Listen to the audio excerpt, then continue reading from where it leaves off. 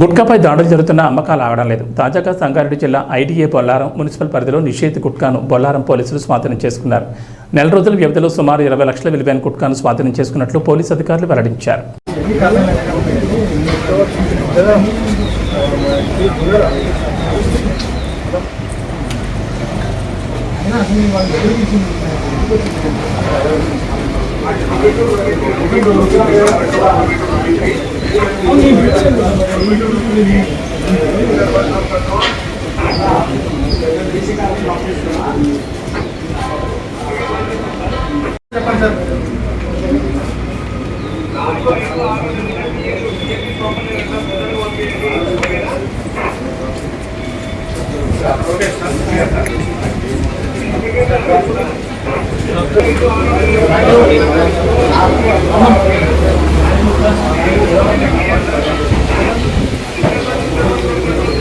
ఎక్కడైనా జరిగితే మాకు నమ్మదైన సమాచారం ఇస్తే వాళ్ళను గోప్యంగా ఉంచుతాము.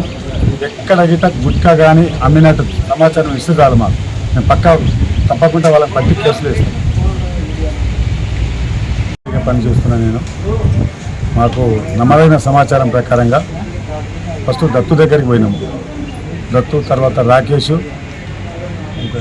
పవన్ దగ్గరికి పోయి మేము సమాచారం నిమిత్తం పోయి రేజ్ చేస్తే దాదాపు దత్తు దగ్గర ఇంతకుముందు గిట్ట 3 సార్లు దొరికింది. ఇది 3వ సారి ఆయన దగ్గర. రాకేష్ దగ్గర ఒకసారి దొరికింది, పవన్ దగ్గర ఒకసారి దొరికింది. ఇదంతా కలిస్తే 15 లక్షల వరకు ఉంటుంది అని మేము అంటున్నాం అందాజా.